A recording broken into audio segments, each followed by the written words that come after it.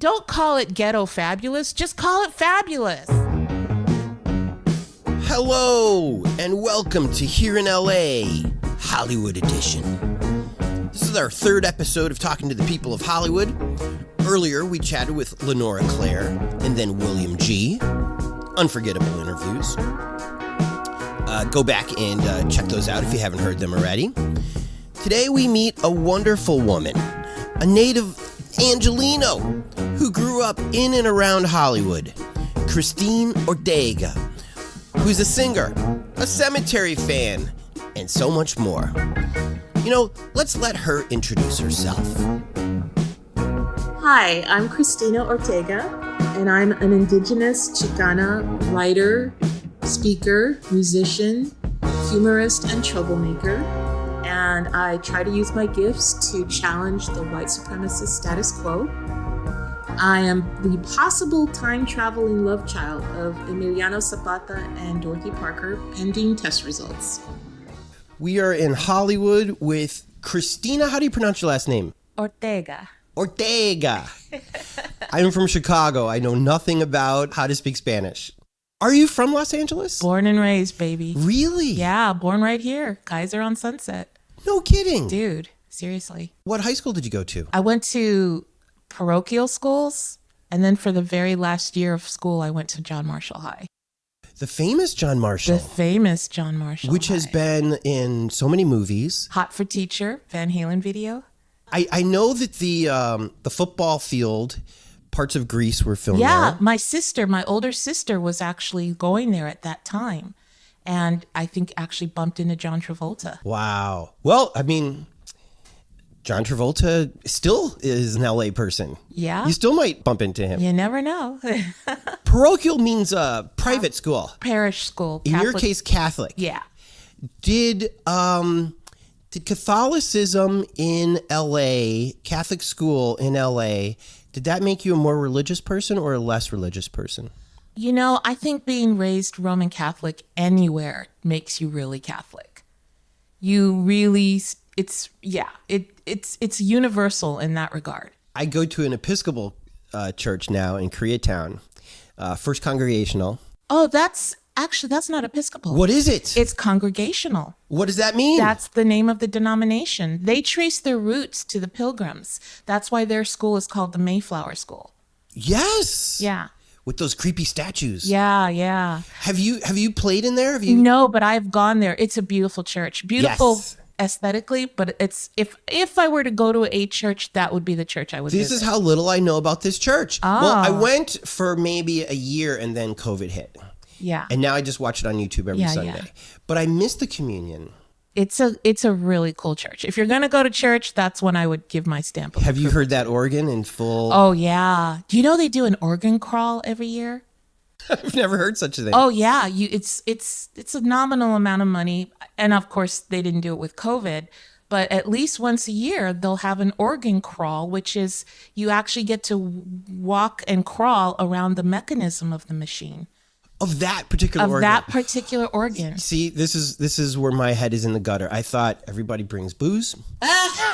Like a pub crawl? You get to go to this church and then the next church and the next church. And Actually, that's a fun idea. You want to expand membership? Listen to Tony Pierce on that idea. that organ, I hear, is the second largest organ in all of the USA. Yes, the largest one is in a department store back east. Really? Isn't that crazy? It is the largest one in a church. Did you go to college?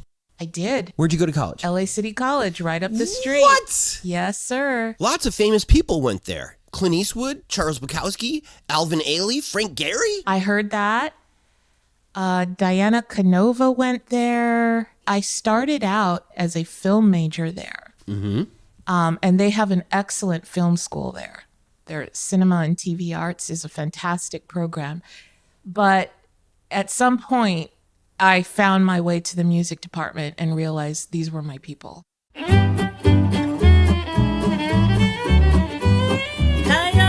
Coyote, can you tell me why? Every time the big moon shines, you sit right down and cry. Said it's not because I'm sad, I sing all night long. I'm looking for someone to love, and this is my love song. Let me ask you this, Christina. When Leonardo DiCaprio accepted his BAFTA award for The Revenant, he said in his speech, I didn't grow up in a life of privilege. I grew up in a very rough neighborhood in East Los Angeles. Leo grew up in Echo Park, and then East Hollywood, and then Los Feliz. And he got a lot of criticism for that because that's not East LA. But when I moved here in 1984, this area was kind of East LA for people who weren't Latino. The furthest east that many of us would go would be maybe Vermont and Santa Monica Boulevard. In fact, on Melrose near Vermont was a good punk club back then called the Anti-Club. And that seemed so far away and a little rough. And so when some of us learned that there were gangs in Silver Lake and then Echo Park could be rough, I think I can understand why Leo DiCaprio thought that Silver Lake was East LA, because that was as far east as a white guy would probably go. Does that make sense? Oh yeah. Oh yeah. It's mind-blowing to me still.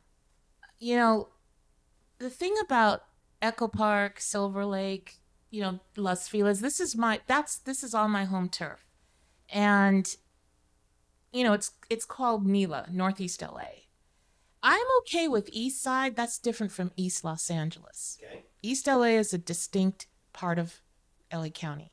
But the East Side is pretty much anything east of Vermont, in my opinion. Okay, it kind of is, especially Northeast LA. So, yeah, if you're from Silver Lake, you used to tell people you were from East Hollywood because no one had even heard of Silver Lake at the time. And I remember a few years ago, I was leaving a club in Echo Park, and I'm at a red light with friends. And we're in a car, but at the red light next to us is a blonde girl in a vintage dress and a ponytail sitting on a bike at the red light. And I remember saying this out loud to my friends, can you believe this? At night, a blonde chick on a bike in the middle of Echo Park. I cannot believe this. This neighborhood has changed. Because when you were a teenager, would you go to Echo Park? Yeah. At night? No. Because of? I didn't want to die. Because there were gangs out there, right? Yeah, it was definitely, and yet I was running around Hollywood as a teenager. And honestly, now I think I am really lucky I'm alive. The things I saw and walked past. And you know what I used to do when I'd get ready to go out to see bands or whatever in Hollywood? I would literally find singles and put them in my front pockets. So as I walked down the boulevard and I was being panhandled, I could just pull one, here you go, pull out another $1, here you go, instead of stopping, opening my purse, pulling out a wallet. So I actually planned on how to give to the panhandlers quickly so I could just give them some money and keep moving. Do you remember what clubs you would go to in Hollywood? Yes. The Florentine Gardens. That was one of the first places I ever danced in LA. Oh, man. Great dance place. Still happening.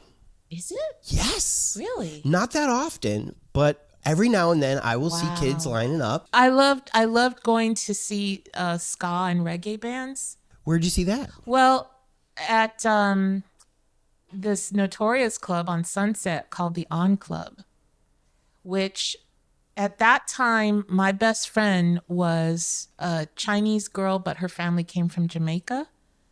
Yeah, apparently there's Chinese immigrants in Jamaica, and her family was one of them.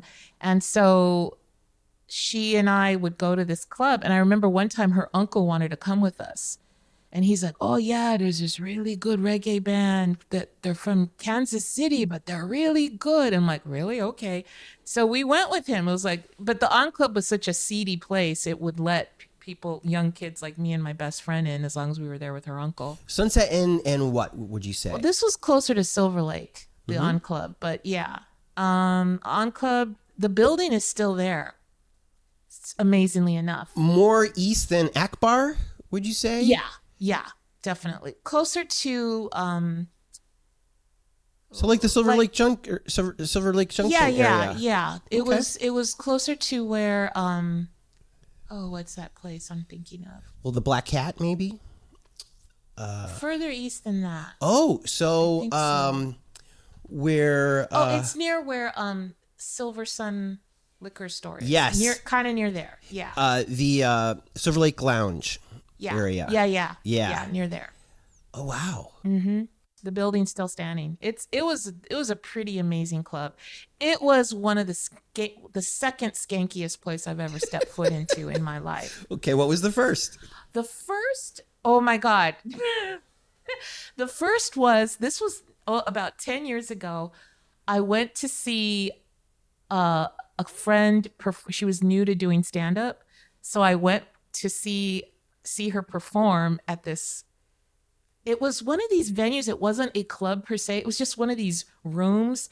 And the guy kind of lived there, but he also was doing comedy shows out of his room. And, shout out to my friend Frank Estrada, who I met that night and we're still friends.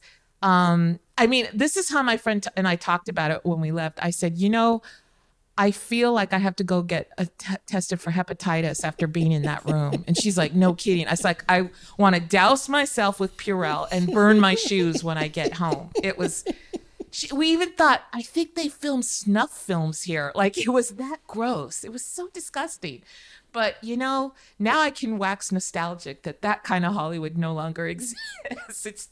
It's been sanitized for our protection.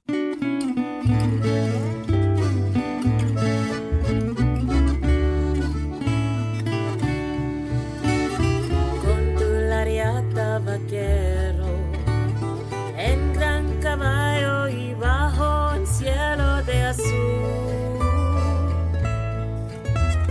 échate un grito del alma, como si fuera el alma del aire del sol. Have you ever sang at what is this one right here? I want to say El Cita, but it's not El Cita. El Cid? El Cid. I have. What was that like?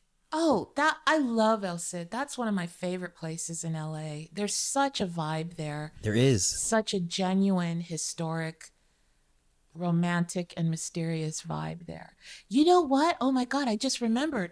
The very first time that I ever sang in front of people that wasn't church was at El Cid. And you know how that happened? I was having Sunday brunch there with a priest. I love that I actually have a story that I can start like that. An Episcopal priest who was gay, but that's a whole other story. And he and I were good friends, and he was this young priest, and I was such a goody two-shoes, and he bummed a cigarette from the people next to us. And I was so mad. I'm like, you shouldn't be smoking. And so he lights up, takes a puff. He goes, I'll tell you what.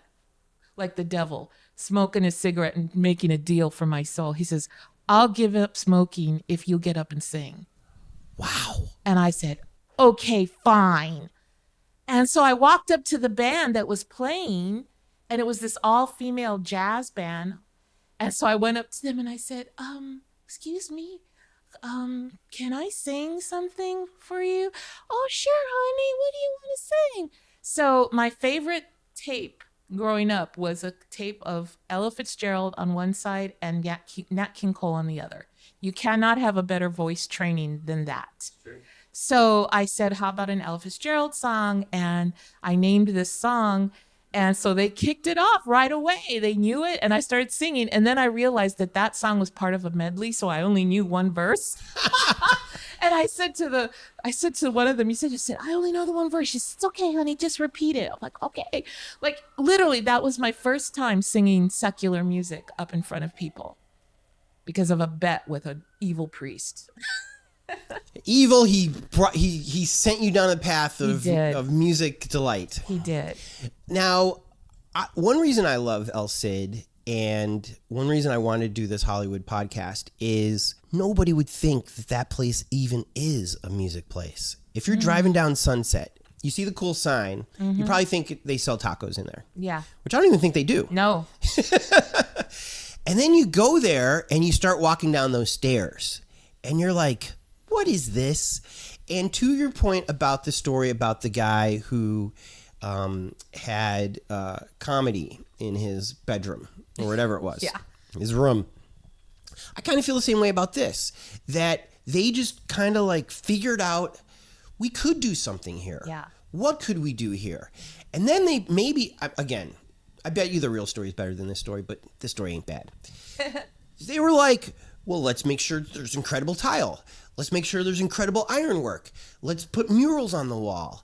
Let's have a beautiful bar. Like, that's one of the most beautiful bars in all of town. It really is. And yet, when you just drive by, when you walk by, when you see people talk about 10 coolest bars in LA, it's never on the list. Fine by me. It's too cool to be on a cool list, right? I love walking down those stairs from Sunset down into the place because they're so old and so naturally decrepit. You start to feel like, am I stoned or something? Am I loaded? Like, these are, like, I'm having a hard time navigating these stairs. It's like that. There was this feature, I think, at Knott's Berry Farm. It was this haunted room where everything was like tilted. That's what this going down those stairs is like. You feel like your center of gravity is way off. So that starts the party right there. I did a thing for Los Angelino where I was trying to discover where the East Side starts. And it was so fascinating because as far east as I would go, people would always point more east. So if I was in Hollywood, they'd say downtown. If I was in downtown, they would say Brooklyn Avenue. Yeah. If I was on Brooklyn Avenue, they would say, keep going further east.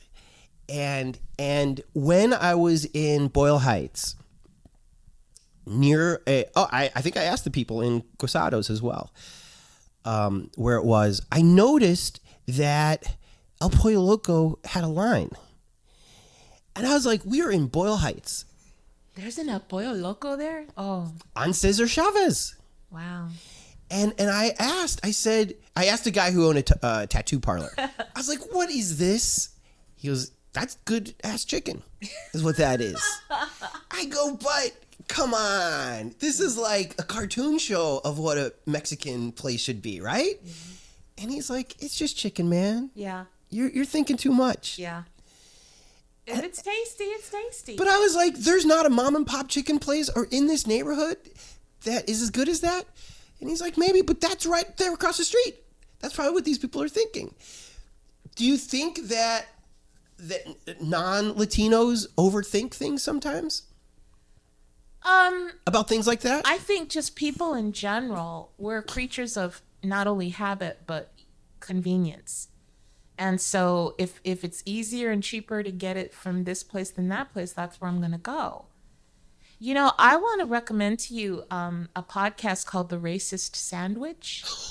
And they're all about food and culture and racism and appropriation. I love it. It's great because food is such a benchmark for culture, right? I mean, it's the heart of culture. So, yeah, I mean, if this vato in the tattoo parlor had, say, his Tío Pancho visiting him from Rosarito, and he wants to take him out, I don't think he'll take him to El Pollo Loco. Exactly. But for his quick lunch across the street, sure, why not? You said another word that I'm curious about. Vato. Vato, yeah. Should a non-Latino ever say that word? You can say it. It's okay? Yeah. What does it mean? Like homie, just neighbor. A dude? Yeah, vato, ese. Okay. Yeah.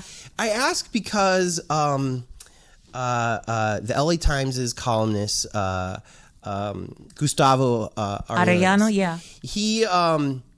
He mixes up, he does a lot of Spanglish in his tweets, yeah, which I love. Uh-huh.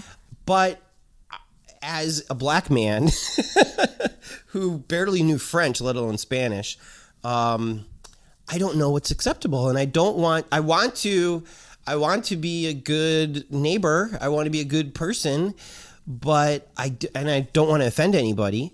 So I don't know. Well, I look at it this way. I mean, you've been here 20 years or so? I've been in Hollywood for 20 years. I've been in California since the 80s. Okay, so you're as close to homegrown as it gets for a lot of people. You've survived a number of earthquakes and riots. Yes. So yeah. And a friend of mine said it best. He said, you know what? If you're from New York, I don't care who you are. You're a Jew. If you're from LA, you're Mexican. Because it's a state of mind. And I totally agree with that. So embrace your inner Mexican, Tony. It's quite all right. So vato means dude. Yeah. And that's okay for me too. Oh, totally. So I'm going to the Dodger game this weekend because the Cubs are going to be in town. Ooh. And double blue. So if I see some Vatos, it's okay to say, yeah, hey, check out these Vatos. They might want to beat you up, but I don't know. No, I'm kidding. Everybody at Dodger Stadium wants to beat me up. It's okay. No. Oh, that's right. If you were, I had a pregnant lady coming after me a couple of years ago, and I was like, what's the proper?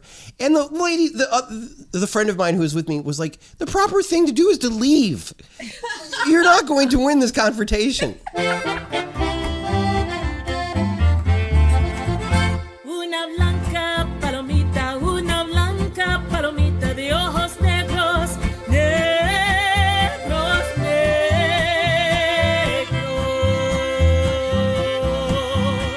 Se paró mi ventanita a contarme su pena. Mi delito tiene espina. You've probably seen a lot of gentrification. I have. What is there any good gentrification that you've seen in Hollywood? No. To me, especially for Hollywood specifically, the gentrification that's happened here is been a homogenization process. It's really sucked the soul out of Hollywood. Hollywood still is a neighborhood, and you having been a longtime resident, you know, it is a neighborhood, but that neighborhood feeling has been diminished greatly.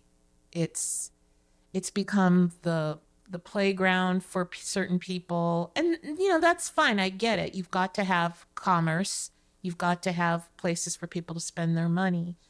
But the fact that Los Angeles notoriously has so little respect for like historic buildings and the history that goes with it. I love historic buildings and historic architecture. And when you lose that, you lose a part of the soul, the identity of a neighborhood. So you take these buildings down and build these flashy things, and it's just not the same. It becomes a theme park instead of a neighborhood. Are there any buildings that are top of mind in Hollywood that have been taken down? Well, I'll tell you one that I was amazed to recently find was still standing. And it's in the 5000 block of Hollywood Boulevard. And it's the old Falcon Studios of where Errol Flynn used to study fencing. I know where you're talking about. And I found that building when I was a teenager, because I'm always reading local history. And I found that I was just walking down Hollywood Boulevard and I saw the tile in the ground in front of the doorway and it said Falcon. And I froze and I go, no way. I felt like I was an archaeological dig when I spotted it. And it was this tiny 1920s kind of decrepit little building, so inconspicuous. And it just gave me chills standing there, thinking of the people who walked across that threshold. That's what I love about local history. And about a year or so ago, I took a friend out and we were just out and about and I said, hey, I want to see if this building's still there. It's still standing. And now if you've been by recently, you notice there's actually in the alleyway next to it a display recognizing the history of that location. That really made me feel good. Even though it was a new flashy building next to it, they honored the history. And that building is still standing and I hope they never tear it down. This is Hollywood Boulevard, just west of Western. Yes. And maybe it was because I think either Garcetti or maybe whoever followed him, there's some political offices there. And so maybe because they were aware, maybe they knew I can't tear down the next door historical thing, but maybe they could. I mean, it's never stopped us before, you know? Well, kitty corner to that was that little Thai place on the corner that would have a hot dog, little, I don't want to say statue on top of it. Do you remember that one? Yes, yeah. Which is now, I think, a Petco. Like, talk about gentrification. Yeah. There are some great old restaurants there. I'll tell you a great Hollywood story because I went to Colorado for a few years. I went to school out there. And when I came back, I just wanted to kiss the ground. I didn't leave LA because I hated it. I just wanted to see what it was like to be somewhere else for a while. Because in Hollywood, you're always meeting people who come here. And even as a kid, I remember thinking, why do people keep coming here? I was so naive. Like, why do people leave their families, their friends, the town they grew up in? I just didn't understand that. Now that I've been around the country with my band, I get it now. I get why they come here as fast as they can get here. Let me ask you one question about Los Angelino Latinos. Should I call them Latinos? Should I call them Hispanics? What should I say? Oy, what a And topic. for sure, you don't want to be called Latinx. True? I do not personally, but that's a whole other story too. Okay. First, number one, in my opinion, don't use Hispanic ever. Never use Hispanic. I hate it. I hate it. And a lot of other of my comadres and compadres hate it too. What do you hate about it? Well, for one thing, Hispanic refers to Spain. Okay. And you're referring to who was our oppressor for several hundred years. You know, it's like telling Irish people they're English. I don't think so. And I can tell the look on my face is my classic Christina, homie, don't play that look. Are there Latinos that want to be called Hispanic? Probably. Or don't care, don't think about it. And, you know, for a while, I used to like Hispanic, Latino, you know, Mexican American. I just feel like, okay, I know what you're trying to do for the sake of identification, fine. But, you know, at this point, I'm all about reminding people that I'm indigenous. And it's interesting to talk to Mexican Americans specifically who are in denial of that. Not just white people, but my own brown kinfolk are in denial. Why don't they want to take ownership? I think it's just such a foreign concept to them. And that's part of what the white supremacy we've all been raised with has done to us. We've whitewashed our own brains and our own sense of belonging. Which blows my mind, because what's this city called? Right. What all these streets called? Right? Like if anybody should feel ownership, Yeah. it should be your people. Yeah. That's why I don't tolerate the bigotry that we see online on social media from people complaining about immigration, let alone calling it illegal or calling people illegals. I've literally said to people, it takes a lot of white balls to stand on stolen land and bitch about immigration. Mm-hmm. That usually shuts them up. Yeah. Has there been a politician that you feel has been a good champion for immigration and your beliefs? No. Even the brown ones have disappointed in this regard. It's such a powder keg.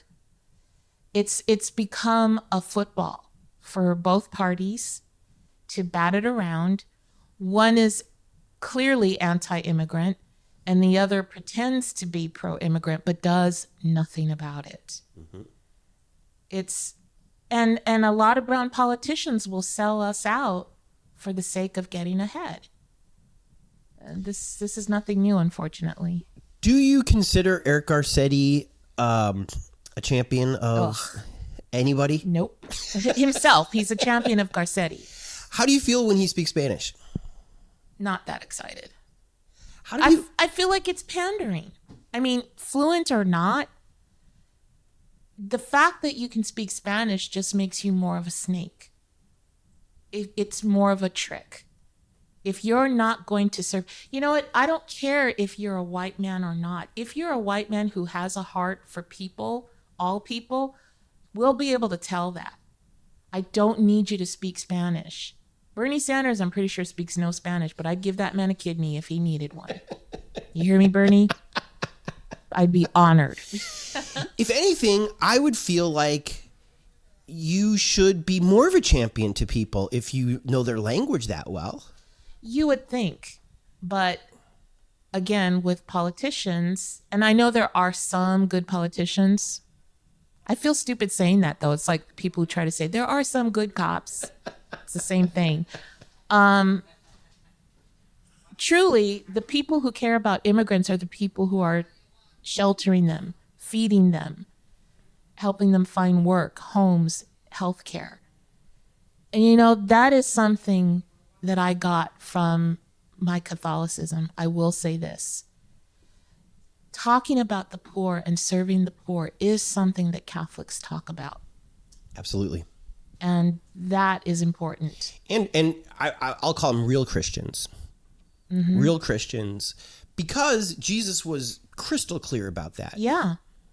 Couldn't have been more clear. The poor will always be with you. And also, if you have two coats and you see someone with none, you give them one.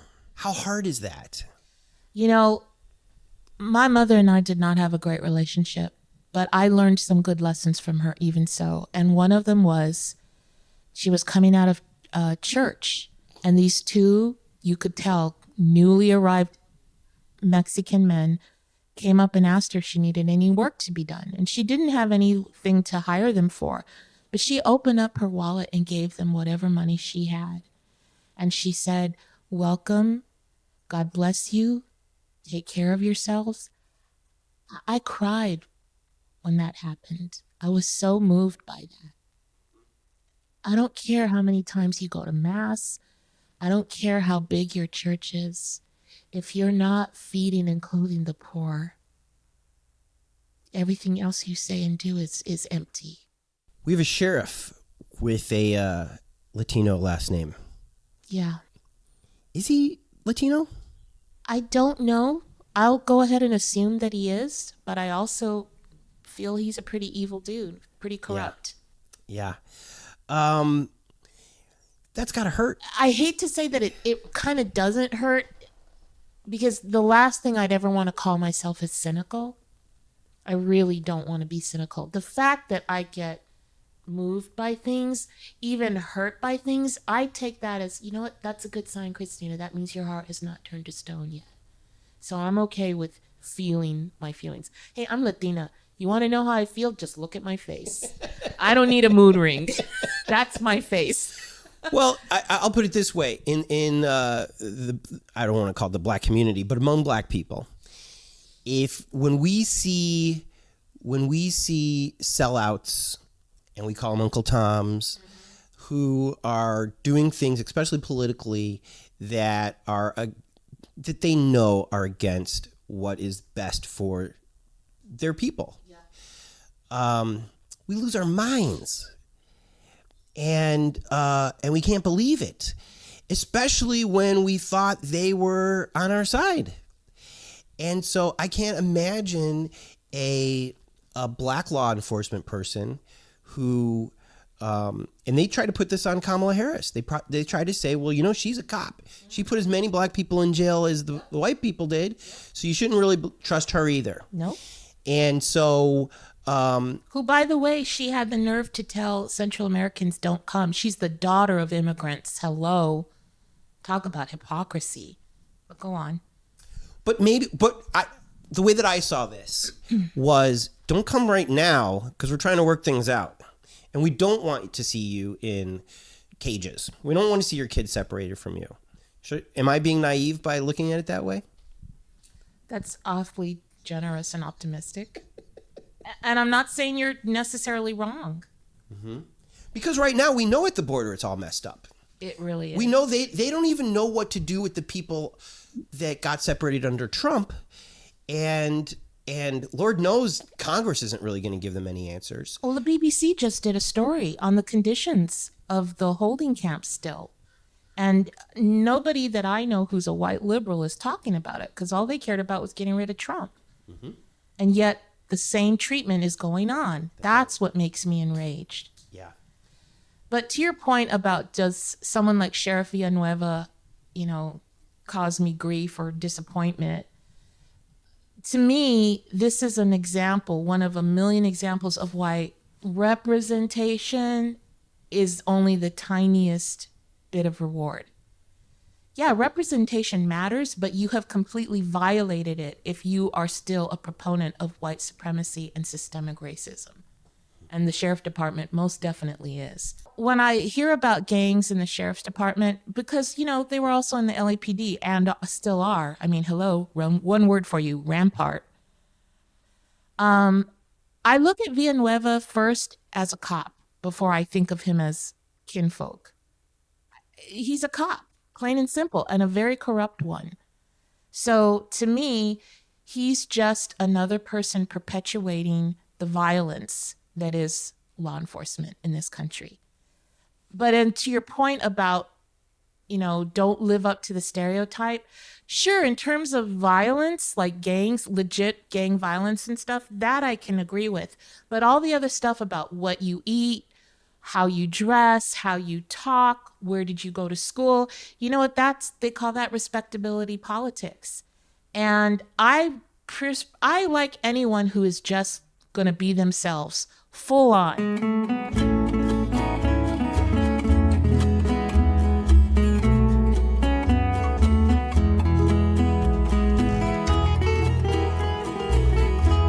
Persona en cualquier lugar sabe un cuento de amores que guarda dentro para recordar. Así se pasan los dolores cuando los días de su fiesta. Are you in a band right now? Currently, no. I always say I'm retired, but thankfully people keep remembering me and asking for me to come back, and I won't rule it out. I just feel like when it's time to come back, I will know it. And I'm not worried about it. I know I'm not going to forget how to kick ass on stage. Let me ask you about Los Lobos. Yes, all-time greatest band ever. Really? My opinion. Do you think that they're considered lesser than because they were popular? Not at all. No, they're heroes, and for damn good reason. And their popularity, it's still not like a Coldplay level of popularity. Not that is what gives them cred. It's their musicianship. They're amazing musicians. I once went to see them. Where was I? Was it at the Palace in Hollywood on Vine? And you know what? I went with my mom. This is a great story. My mom she didn't go out to stuff, but she loved Los Lobos. In fact, this goes back to a time in LA when Los Lobos were out playing on bills with bands like X and the Blasters. I remember one time my mom was in another room and she's like, "Chris, come here. Los Blasters are on TV." But anyhow, we went to see Los Lobos, I believe at the Palace, and me being the kid, I had to get down in front, straight up to the front of the mosh pit and, rocking out to the show. And at one point I looked back to see, where's my mom? Is she okay? She was further in the back, but I saw her with a cigarette in one hand. This is when you could still smoke in a venue. Cigarette in one hand and a drink in the other and bopping around. I'm like, she's fine. But at that show, when Los Lobos jumped into Anselma, which is a ranchera, traditional song, very polka oriented, and this mohawked punk white kid next to me lost his shit. He went mad. He started slamming his fist on the stage. Yes, yes. And I remember looking at him like, what the hell? But I thought, all right, dude, you're cool. I get it. Right on. And again, that was a moment that crystallized, this is what LA is about. You get the punkers losing their shit over a ranchera that's delivered with phenomenal musicianship. Let's talk about the ghosts of Hollywood. Ah, yes. I think Catholics believe in ghosts. Probably. I mean, the Holy Ghost, We right? believe in the Holy Ghost. But the more I read the Bible, there's not a lot of ghosts in the Bible. But I'll tell you what, if you want to scare me, you tell me a ghost story. Sure. And in Hollywood, there's lots of haunted stories about this or that. Do you have some about Hollywood? Oh, I do. Well, I remember pre-gentrified Hollywood Cemetery. Before it became Hollywood Forever. Before it there was it was just the Hollywood Cemetery. Before there was a Ramon statue? Before there were Ramones buried there. Before the Toto statue. Which, by the way, Toto's not even there. I know. It's just a Isn't that a statue in ripoff? honor of him. Yeah. So that probably is true gentrification. They recently reinterred Judy Garland there. They brought her remains from New York. She would have wanted to be in Hollywood and not That's New what York? her family thought, so they brought her back here. That was just a few years ago, I think.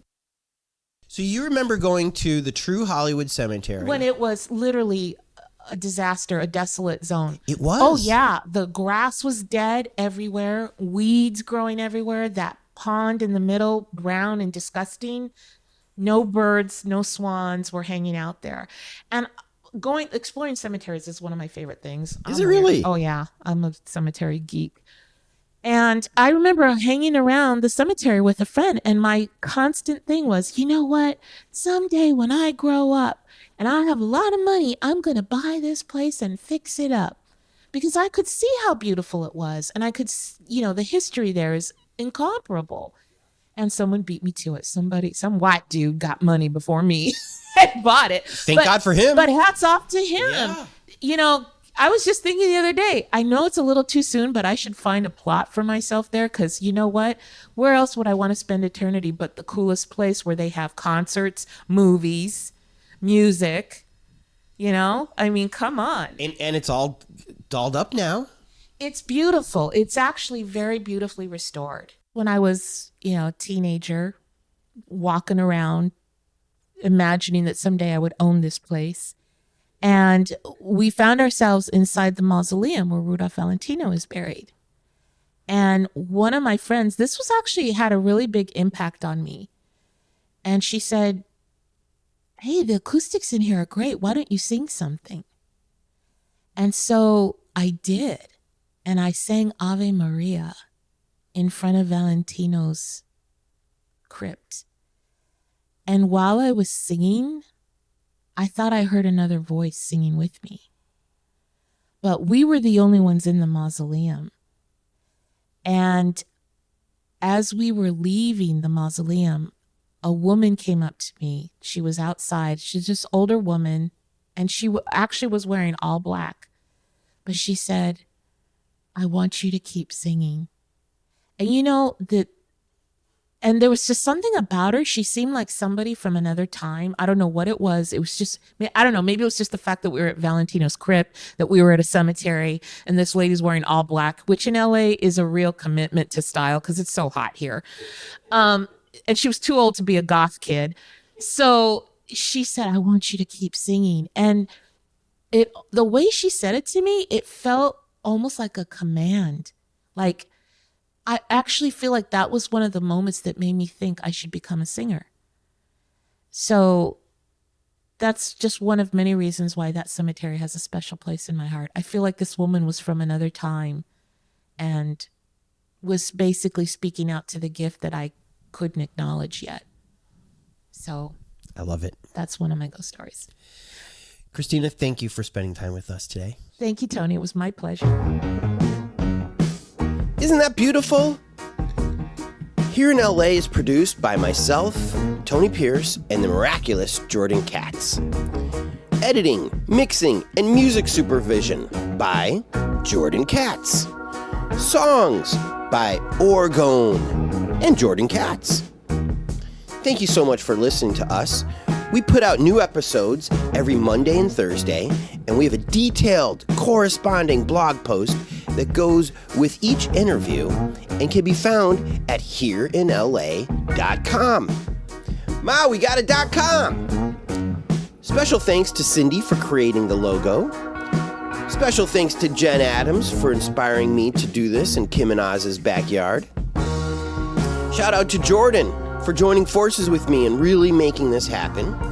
Also shout out to Jason D for inspiring me to get the .com. Muy gusto. What? Thank you to El Cid for being incredible.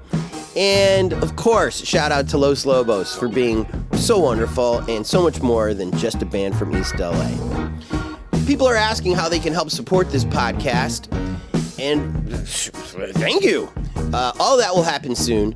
But if you insist on having an ad in the next episode, you can. And you can email me at tony@tonypierce.com.